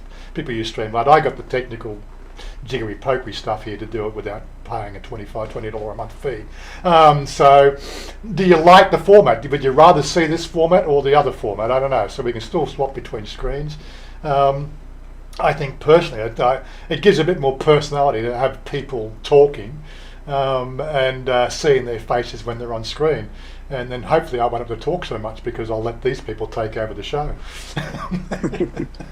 Good luck with that. Somebody's got a guitar. Well, I'm waiting for Johnny to turn up. Johnny hasn't turned up yet. He's usually here by now. Slacker.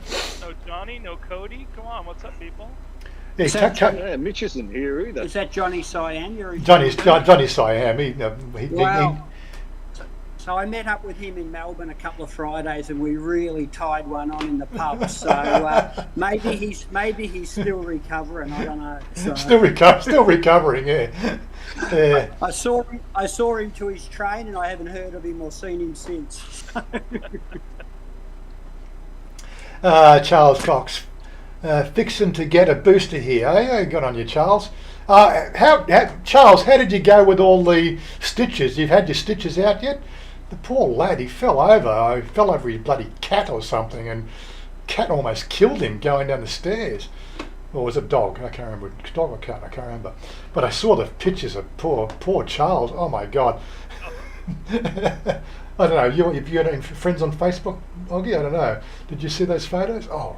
I don't think so. I fell down the stairs a couple months ago, and you should see the shed I fell into. I survived, the shed didn't. I've been looking at sort of getting some sort of outside lockup for the garden tools. I got a mower now, and I got a few other things that I need to put outside or keep outside. Like I got the battery charger for the bike. I didn't mention about the bike. Yes, went to go for a ride. Did I mention? Yeah, went to go for a ride yesterday, and the battery was flat on my bike, so I had to race out to the hardware store and get a battery charger. I wouldn't normally have had to do that. Normally I'd just take the battery out and say, Pa, give him a call. He's around the next street. He would take it away and come back in an hour with it charged up at some motorcycle shop for $10 or something. Well, I said, stuff it. I've got 4 motorcycles here. I might as well get a battery charger. You never know when you're going to need it. Got 2 vehicles in the here, both automatic. You never know.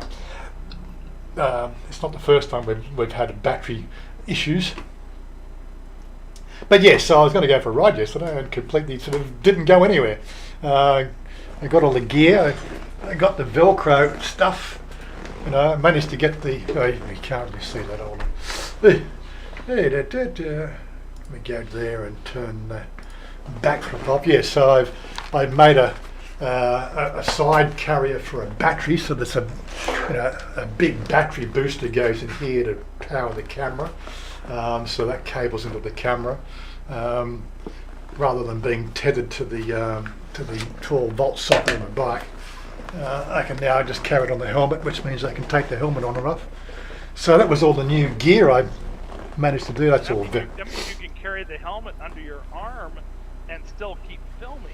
Well, there were some ideas behind that. Yes.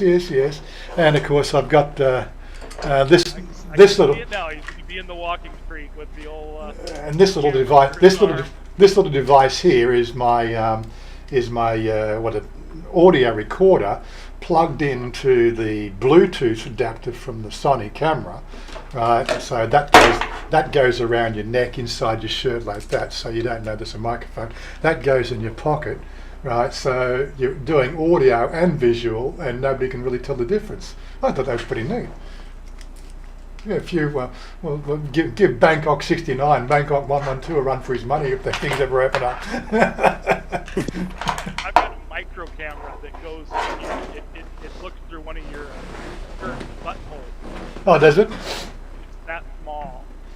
Yeah, well, I was thinking of getting something like that and putting it in my hat. Inside, coming out the A in the Kawasaki there would be, would be perfect. Yeah, that's what it's designed for. Yeah. Does it do 1080p though? That's the question. No. Yeah, I think it's like 480. Yeah, I think I've seen the micro cameras. They've got a very, very small It was a set. cheap one. Yeah. I think I paid $30 for it just to play around with it. Transmits on Wi-Fi. Hmm. You just link it to your phone. That's your screen, so you can watch what you're recording. Uh-huh. Yes, and good to see you made that who made that comment? Yes. So Todd, are you planning on heading for Thailand shortly? Oh yes. When do you hope to escape? When do you hope to get paroled? It's a little bit fluid at the moment due to unforeseen circumstances, but the plan was to be there mid-November. Okay. But a couple of things have arisen which may sort of need to be sorted before I go. Yeah. But I'm all good. I'm all ready. Bring it. So where's where in Thailand? Oh, Nakhon Pathom. Okay, all right. I know Pattaya, I know Krabi, I know Rayong, I know Bangkok. That's about it. Well, Wazza and I will be Neighbours? almost neighbours. Oh, okay. Almost neighbours. Excellent. Which will make riding a lot easier. So I'm a riding enthusiast. No. And, me too. Yeah. So this be, this is where we are on the map. I'm not sharing that for the other guys. Let me share it to the other guys as well. Hold on. Yeah. So on the map there, this is where we live in the middle. Here's the border for Bangkok. So there's a border that goes down through here. Anything west of that still leaves you, a stone's throw distance into Bangkok, but you're actually in Nakhon Pathom. So our immigration office is here. So it's a very short distance away. So we're currently looking in the different areas. We're looking as far south as Om Noi. Along here, Sai Si, which is underneath, there was a place we saw for advertised just underneath Puttamonton, and of course up to Salia. But Salia is actually more expensive. This area here is actually more expensive than this area down here. The only reason I can put that area is more expensive is the fact that this road here that goes into Bangkok, and I can never say the name of it, unfortunately, it's not even going to go. There it is. It's going to give me a. Is it going to give me a Bora Manchak? Look, I can't. Look, I'm looking at it. I can't even say it. Bora. You couldn't even say it in that video that time. Bora Machak. Kanchan Honestly. Call it bull's testicles. Yeah, bull's testicles. Yeah, but I could. We can come up with our own names for the road. That's bull's testicles road. Yeah, so that road there is actually quite a half decent road to get into Bangkok with. You go straight across there. It's elevated from here, branches off into a couple of paid freeways into the sort of north end, and it goes a couple of bridge crossings there to take you right to the centre of Bangkok. So it's like on that bridge. This Salia is only about 45 minutes away from the city. Whereas if you're down here on Noi area, you're at least an hour and 15 minutes from the city, because this road here, PopeKael Road, is an absolute nightmare to travel along. And it's actually probably quicker, if you lived in this area, it's quicker to actually drive up, put them on Tan Sai Ha and get onto that road to go to the city than it is to go straight in. That's the weirdness of working with the roads.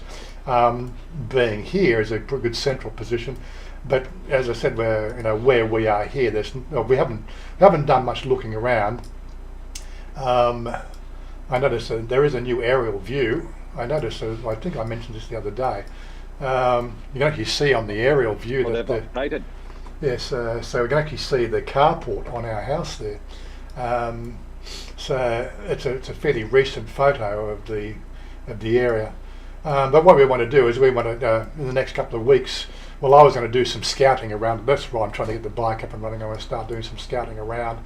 It's a lot easier riding the bike around and looking and filming as I go, into different sort of housing estates. Unfortunately, I can't street view. You'll see most of these housing estates in everywhere else, you can't drive into them, so there's nowhere to do street view. I actually have to drive in myself. Whereas the blue line will give you sort of different street views of different other places. But yes. So do you wear leathers, Warren? Do you wear leathers? No. Like a dry rider. I've got two jackets. I've got my Kawasaki jacket, which is just heavy cotton, and I've also got the Kimoni jacket, which is what they call a mesh jacket, and it's got all the like the old dry riders. Well, it's got the arm and shoulder, like the padding. It's got the what do you call it, the plates, the rider plates in it. So. Because I don't think I'm going to bother with my Denises. In fact, I don't even think I'd squeeze into them anymore. So I think I'll pass them on. So. Yeah, well, I do have leathers, but not riding leathers. I got leathers here I brought over, but that's after 5 years in this humidity. Even when they've been well prepared, they've all gone mouldy. So it looks like I've got to throw them out. It's one of those sort of things. I don't recommend leathers. Yeah. I mean, I've obviously worn them in Australia. In Melbourne, gets up to 40 degrees, and that's when we tend to ride our bikes. But you're wearing nothing underneath your leather jacket, and you're sweating like a pig. But if I'm going to ride around in Thailand, I'll probably look for something a little bit more lightweight. I'll just go and get the thing I use. I'll show you what it is. Talk amongst yourself. Yeah, you don't want leathers. No, you don't want leathers, mate. Look, I grabbed them out of storage the other day, and the Denise suit that I've got is in really good nick, but my boots for some reason had that little bit of mould on them, which will clean up, and I don't mind the boots. But I'm just going to bring the boots. I'm leaving the jacket. I want to get a new helmet. I want to get one of those, the police helmets, the ones that flip up. Yeah. So rather than having a full face all the time, I'll flip up the. You want a half face? Yeah, those half face. I mean, I've got a Honda Wave at my house in Rayong, and I just wear one of those cheap Thai helmets because I'm only doing 15 kilometres an hour to go from home to the 7-Eleven and back again. But if I'm going to get a little bit more serious and have a few decent rides, well, then I'm going to probably kit myself out a little bit better than a cheap Thai helmet. I'll get myself a decent Shoei or whoever makes those flip helmets. Yeah.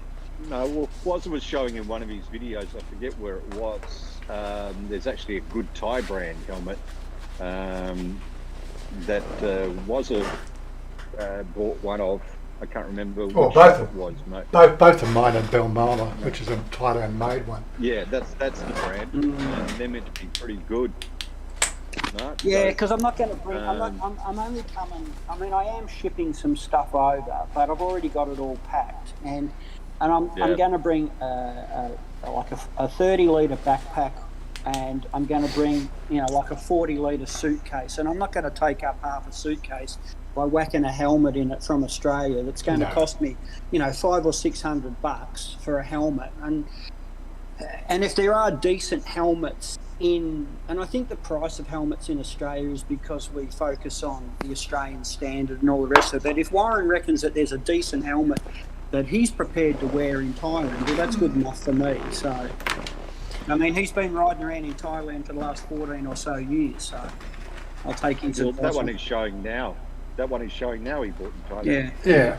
Now, the thing with the bull molar, there's different ratings around the world. These things here have a Thai safety rating, but again, people will contest the whole safety issue, whether they really complies with international standards. I've got no problem with it. It's a good solid helmet. It's glass. It's not plastic.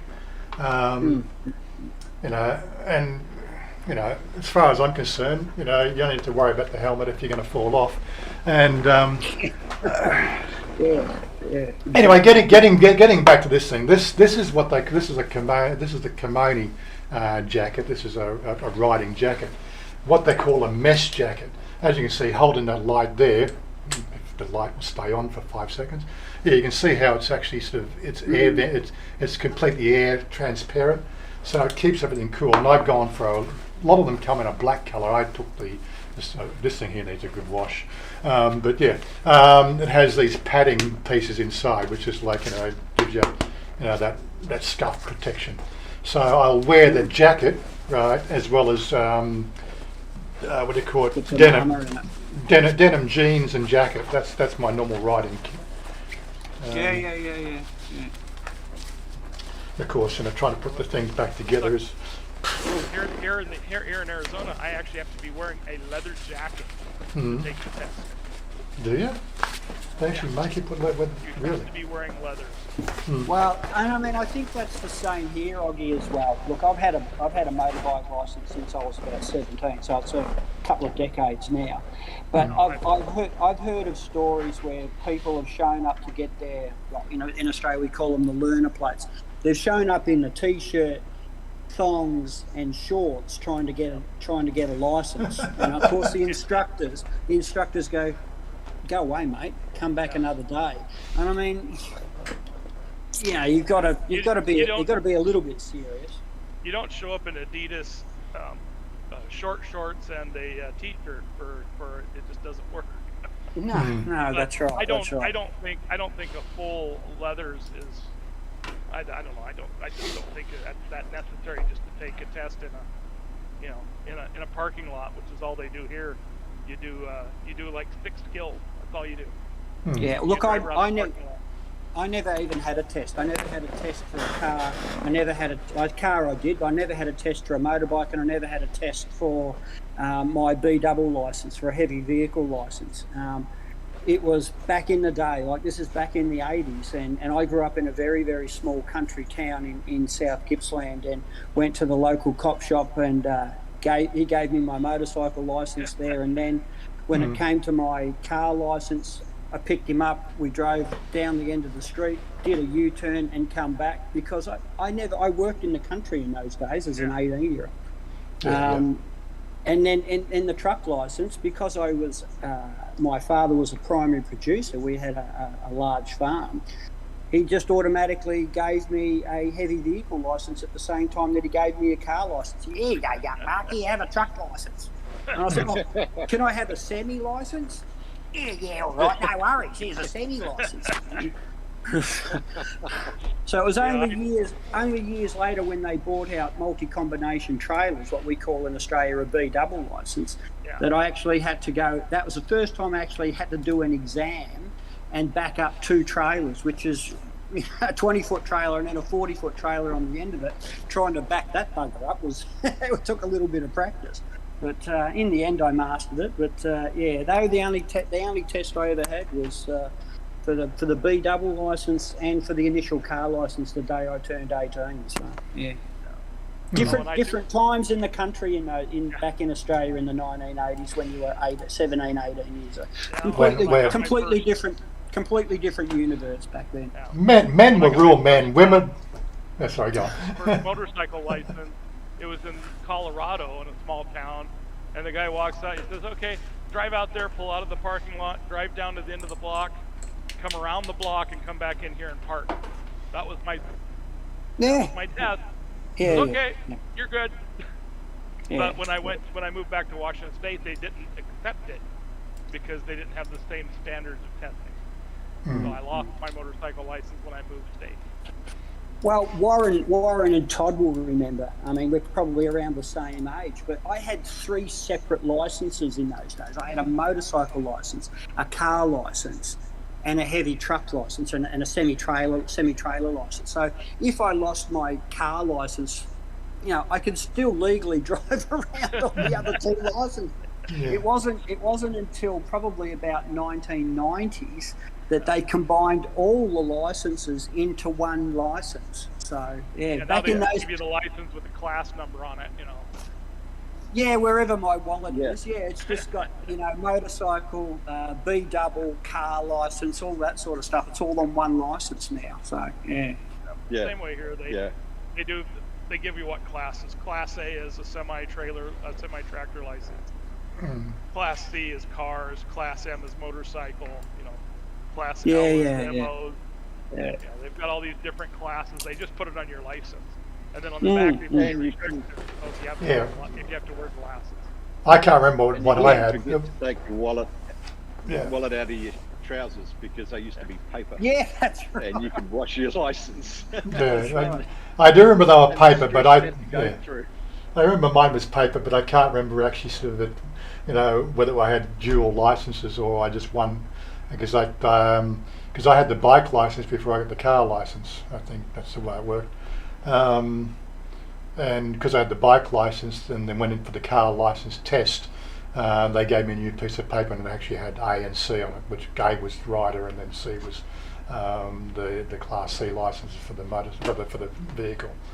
Well, in Victoria, you could get a motorcycle license at 17 and 9 months, but you weren't allowed to get a car license until you were 18.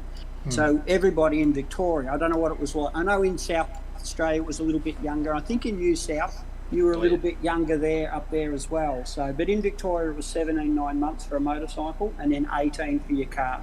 But you could drive. You could be on learner plates as soon as you turn 17 in a car in Victoria, and I think it's still the same now. So. Fair enough. Yeah, of course we've still got the dual licensing thing here in Thailand, which is pretty much normal. So, was it Neville Rowe just subscribed? There you go. Was it Charles was saying, fellas here don't wear helmets, usually wear flip flops and shorts. Yeah, well. That's so Thai here, isn't it? Just want to did I have one more article to talk about? Google Maps. You didn't. Oh, that's right. We'll show that hemp ice cream. Oh, well, we might go to get flipped with the hemp ice cream in a minute. Here we go. Yeah. Share that back to you guys again. Oh yeah. Sandbox. The Sandbox. People are asking about the Phuket thing. So. This is the complete farcical nature of the way that they make the thing look better than it is. We've been getting numbers of how many hours have been spent here in how much revenue Phuket has made from the Sandbox model and try to make these numbers look big. But this one here really goes off and says visitors to Thailand's resort island Phuket in July were at just 1% of pre-pandemic levels, an official told Reuters, as a bid to revive tourism in the Southeast Asian country gets off a slow start amidst the COVID-19 outbreak. The island reopened last month under the Phuket Sandbox program to to fully vaccinated tourists who would skip Thailand's mandatory 2-week quarantine, provided they remain on Phuket, where tourism counts for just 90% of the local economy. Right, so 90% of the local economy is now trying to function on 1% of what they were making before COVID. Does anybody really see those real numbers? It's a joke, absolutely, And there's so much news about it. And how about we get some vaccine out to the people? It's crazy. All this media focusing on this little island. Yes, okay. We're concerned the fact that 90% of the economy functions on tourism. But Isn't that what the file photo up there is showing? Is that the push to get everybody vaccinated that's on the island? Yeah, they're trying to get everybody vaccinated, but again, there's a good percentage. 30% of the island don't want the vaccine because they weren't offering the AstraZeneca. I think the island was the Sinovac. So nobody wanted Sinovac. So that's why people don't go and get the vaccine. Now they're sort of doing the same thing about the AstraZeneca. It's not the mRNA vaccine. We don't want it. That one's made in Thailand. Anyway. It gets crazy, this stuff. In the past, we're looking at 43,000 daily arrivals. We haven't even had that in a month. Didn't they say 1 million they were hoping to have 1 million a month by October or something? Yeah. Wasn't that reported by the government? They're floating around all sorts of numbers. Nobody knows how to read statistics. They're not analysts. They hear something, and then there's this what they call filtering. This bias filtering that they'll focus on something that makes sense to them, and that's what they'll then promote, and they'll try to get people. The way they word these articles make it look good. And the real anyway. And again, this Thailand economy, 12% of GDP. Well, you see these numbers, they vary from 12 to 20% of their economy, and you're going, what's real? They make up the figures as they go along, but yeah. It's interesting the fact that Phuket has kept infections at a low 7-day average of 35 cases compared with the national average of 18,000. Well, don't forget, it's the population density and the population area, and come on. You don't have 8 million people in Bangkok. 4,000 out of 8 million. That's 35 cases daily out of I don't know, what's the Phuket population? Phuket population.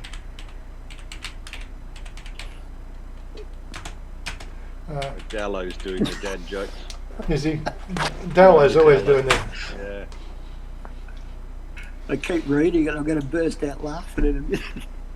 Okay, so 543 square kilometres, compared to population density. So total population 416,000 is population of 2019. That might be a bit higher, a bit lower, depending on who's still there.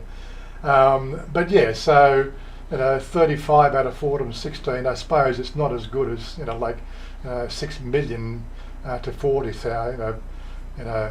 The numbers a little bit more in favour of Phuket, but that's because they've been on a sort of their own lockdown quarantine. You can't get in and get out of Phuket anyway.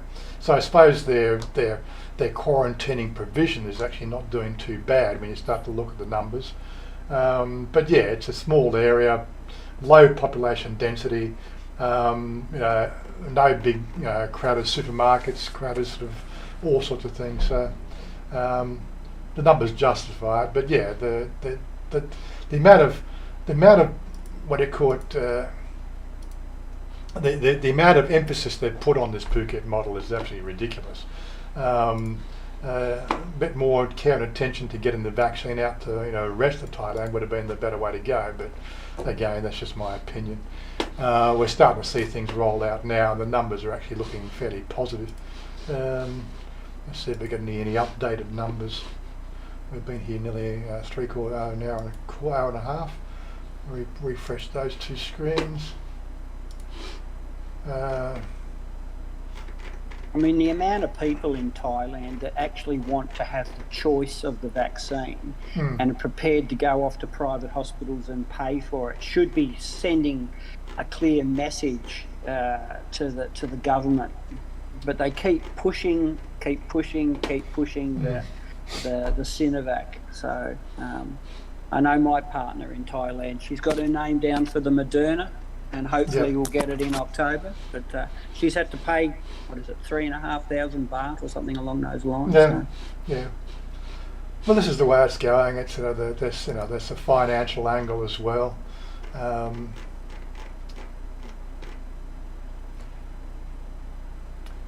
Infected children. What's this one here? Oh, this is the rollout. Okay, so 21 hours ago. So so yesterday there was 670,000 people vaccinated first dose, but we've got 68 million people, 69 million people in Thailand. 15 million have now had at least first dose. And so the numbers are starting to ramp up, which is a good sign. But it's not as good as what it could be. I think they just need to get more vaccination centres and are set up to do this sort of stuff. Every time I look at the news, either the Tiger or Pattaya News, there's a headline: government signs deal for another 10 million. Pfizer donate 10 million. AstraZeneca donate 10 million. I mean, if I added them all up, it comes to about 300 million doses. And yet, as you said, 15 million people have so far been vaccinated. Yeah, so. but unfortunately they're not here, are they? No, they keep on ordering them. Keep doing deals. Yeah, there was, of course, there's the guy from there was one, the Tronbury something hospital board or whatever, that was going off and touting the fact that he'd signed a private deal for one of the vaccines for 20 million doses. It's now come to light the fact that he actually bought extra shares for his own company about a week before he actually made that announcement. Now he's been raked over the coals because of the fact that the deal's fallen through for some reason, and he's probably sold those shares at a higher price. He's made a freaking small fortune. But manipulation of the media, manipulation of everything. There's a lot of people sort of there's a lot of shit going on at the moment. It's just not Thailand's just only just an example. They're just following what other people are doing, and it's happening all around the world at the moment. Of course. As someone said on your chat, the rich are getting richer and the poor are getting poorer. So. The rich are getting richer, the middle class are getting poorer, and the poor class are just there to scare the middle class. But yes, in the middle of in the middle of a very large sandbox called the Arizona Desert. Very good act, Oggy. Word of mouth and carrier communication. The Thai baht and the set have taken a bit of a beating. Well, we got some pretty good numbers on the exchange rate. I did a transfer of some money a couple of days ago. I think I got 24.7 or something. Well, I budgeted on 20 Australian dollars to the 20 baht to the Australian dollar. I set my budget when I decided to retire in Thailand, and currently 24. So. Well, you're doing the right thing. Like I did my budget on 25, so I'm almost back to budget now. But that's been 2 years where I've been off budget, which just means that my tentative stay in Thailand, financially has been reduced by 2 years effectively by the losses I've made. It went as low as 19, I think. But you never know. The YouTube channel could make up those losses in the next couple of years. Who knows? We're trying, Waz. We're trying. Yeah. But having said that, your investments back in Australia have been probably doing quite well too. So hopefully offsetting any losses you've made on the baht. So. Well, yes, right. It took 12 months to recover, and in the last 3 months, It was gone up 10% in 3 months. So, that's not bad. But as I said, that doesn't account for the 50% loss that I had, for the previous 18 months. And, it took a year to get it back to the levels it was in January 2020. And then from that point, we hit that level about 3 months ago, and it's gone up 10% from 3 months ago. Well, I'll help you out. I'll bring you some Vegemite and the Beetroot, so that's you don't have to budget for that. I'll provide that for you. Good. Yeah, that's So where are you? You're landing in Bangkok, but where are you going to base yourself? You said Phuket. I'm going to do. Nah, look, I've got my partner and I. We have a house down in Rayong, so just about 40 minutes out of Pattaya. So I'm going to do my ASQ in Pattaya. At this stage, it might change, but I'm hoping to do it in Pattaya because then it's it's all part of the transfer costs and all the rest. They pick you up at Suvarnabhumi, take you straight down there, lock you up for 15 nights, and then it's a relatively short taxi ride from Pattaya across to Rayong, and then they're in a deep red zone now. So as someone said, I'm going from one jail cell to another, but at least it's better company than Mike the Moose sitting here and Melbourne. So I'd rather be in Rayong with a partner that talks. He talks, but I don't listen, and he doesn't listen when I talk either. And a better view. So yeah. Andy, I believe somebody's told me you can buy Beetroot in Thailand. I think Tops have got it, but again, it's a brand I've never seen before, and whether it's worth buying, I don't know. Give me some good Golden Circle Beetroot any day. We know the Golden Circle is the best beetroot in the world, even though it's not Australian owned anymore. Or is it still? Is the Golden Circle still part of Australia, or is it off? No. I think they sold out, didn't they? Yeah. SPC, I think, is the Australian one. Is it? RCOA, certificate of entries have been approved, and we are headed to Thailand. Excellent, Byron. Byron, excellent, okay. Excellent. Good, yeah. Yeah. So good luck getting the folks in the village to stay vaccinated. Good luck getting the folks out in the villages vaccinated. Well, we've seen some interesting sort of things happen. Like, I had my name down I'd registered for the one for the AstraZeneca in at the train station, Bang Sue. And a day later, we got a call from father sort of saying that Nong Kem, they had a mobile station there, so they'd actually got out there, and so they were doing vaccinations around the temple, which was Wat Wong. And did I want to come out and get the vaccination done there? And I'm going, well, I've already got my vaccine. I've already got an appointment for this one, so I will stick with the formal process. But he said I could have got vaccinated there, but again, I don't know he did sort of say they were doing AstraZeneca, but I've got a feeling that probably was more likely it was going to be sort of the Chinese one, the Sinovac. But again, I don't know. Pa decided he wasn't going to get vaccinated. So, and that's Ty's.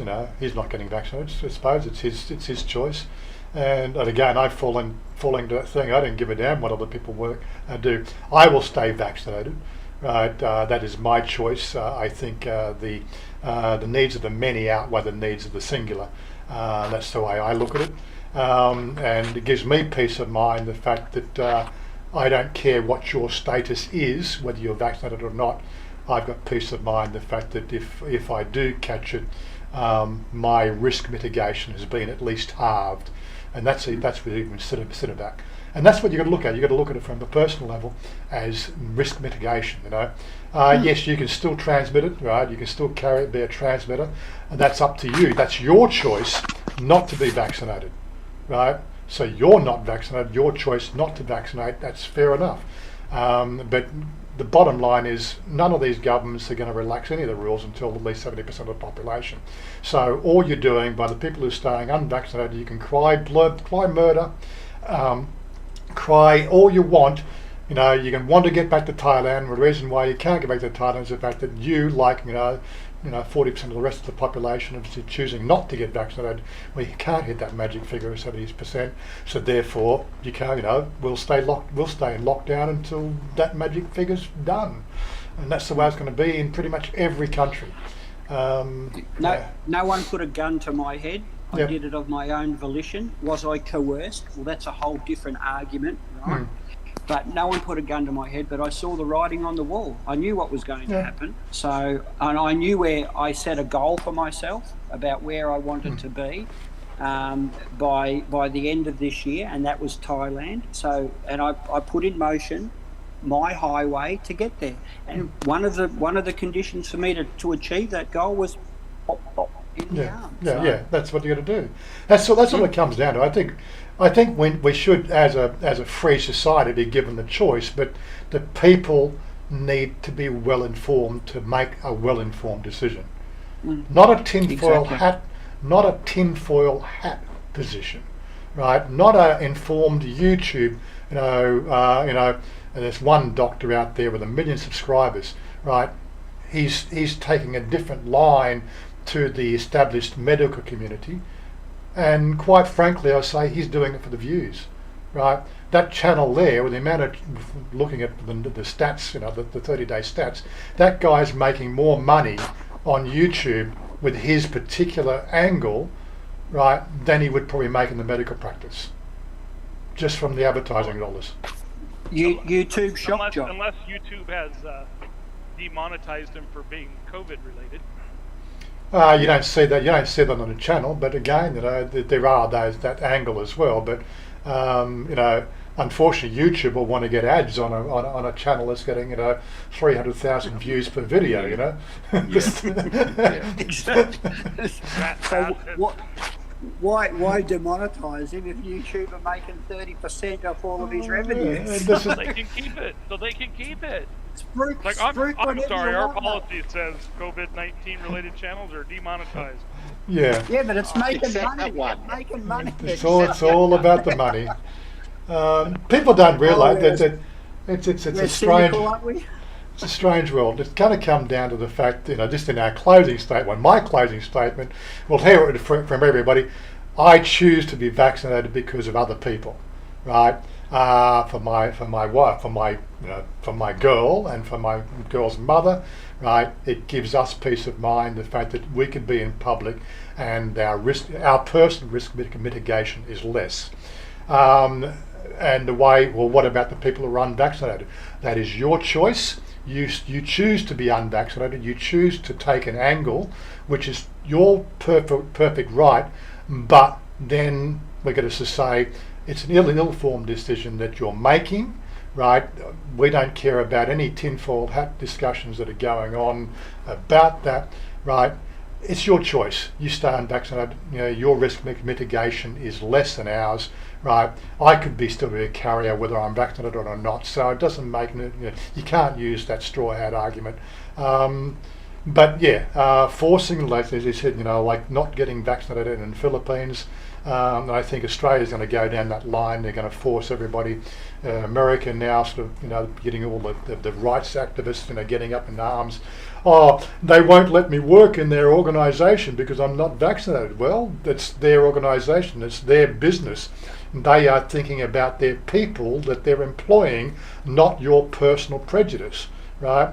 And, it's their choice to give you a paycheck or not. Well, just wake up and smell the roses, right? If you don't want to be vaccinated, that's up to you. It's off.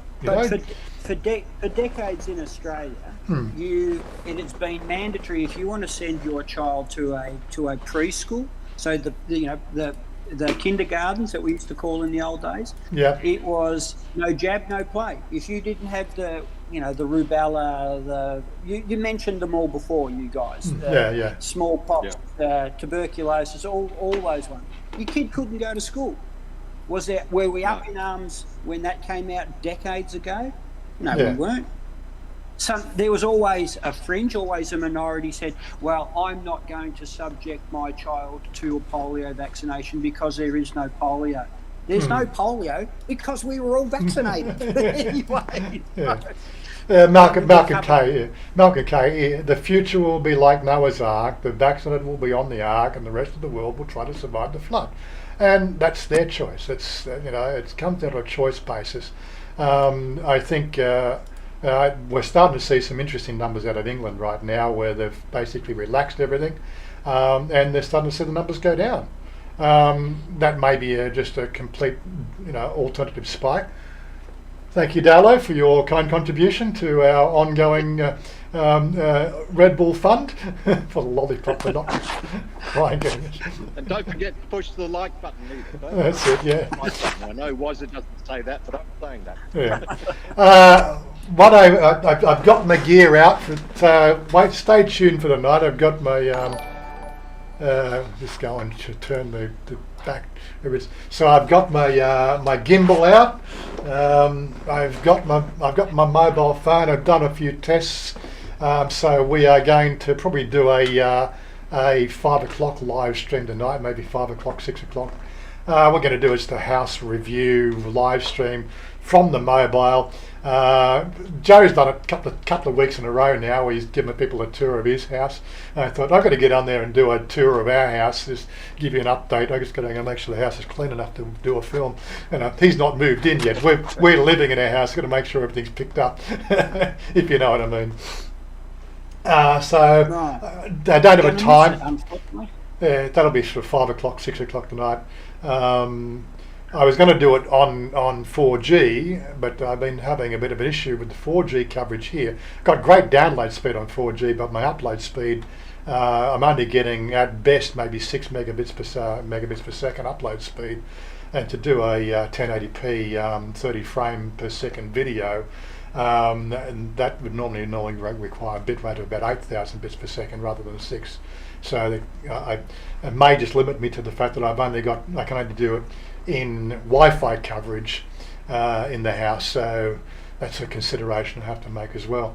And I've got and again the Wi-Fi coverage can sort of drop out a bit because of all the concrete in the house. So it'll be a bit of a test to see how it goes wandering around the house. Hopefully it'll be good enough. The phone's pretty good on this Wi-Fi coverage. But the repeater's downstairs in one corner, and of course this one here is up in the other corner. So it's I can't automatically flip between the two Wi-Fi's. That doesn't do that automatically. So it'll be a bit of a test. But I thought we'll get on there and give you a bit of a run through. Giving you a comparison from Joe's house. We don't have a pool, but we got grass. How's that? So, yeah.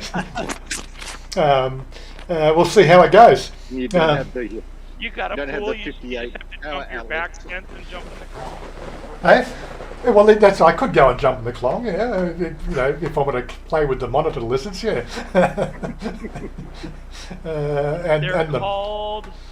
They're called lifeguards. Lifeguards, is that what it is? Okay. Yes. See you, Dalo. Yeah. Anyway, so we're going to get out of here. We've just got 2 minutes past the hour. Time for us to move along. We're going to stay here and probably chat amongst ourselves, but we're going to finish up in the stream now. The point is where there's reluctance is the vaccines haven't had enough testing. Well, that's it. The testing is one side. You've got to understand that there is a science behind it. But yeah. You can say that for a lot of things, You can still, we've been telling people for 30 years about the poor nutritional value of McDonald's burgers. But we still see people putting them in their orifice. It's again the pot calling the kettle black. Come on, you've got the medical data about eating McDonald's and all that sort of junk food, right? We still continue to eat it, and yet we got scientific evidence. Yeah, and we've got scientific evidence to sort of say that this mitigates, the risk of COVID infection. Yet you refuse to take it, but you'll shove the Big Mac in your face. Come on, it's a personal prejudice, a personal bias that with basically the data you've collected to weigh up the risk factors. up to you. But I'll stay vaccinated, thanks. That does me fine. You've been in Thailand a long time, Warren. Up Yeah. to you. Up to you. That's to you. Up to you. Yeah. Up to And I don't deny anybody for those choices. That's one thing for certain. Your that's choice right. is that's your choice. Is your US, choice. The saying's similar. It's not up to you, it's F you. Is that what it is? Anyway, let me hit the close-out screen. We'll stay here for a little bit more chat amongst ourselves. Thanks for joining. Yeah, thanks for joining us, and we'll continue our little charade behind the scenes, and take it from there. Anyway, just going to go mute so I can get the play out screen. Where's the play out screen? There it is. There you go. Click on that button and play that button.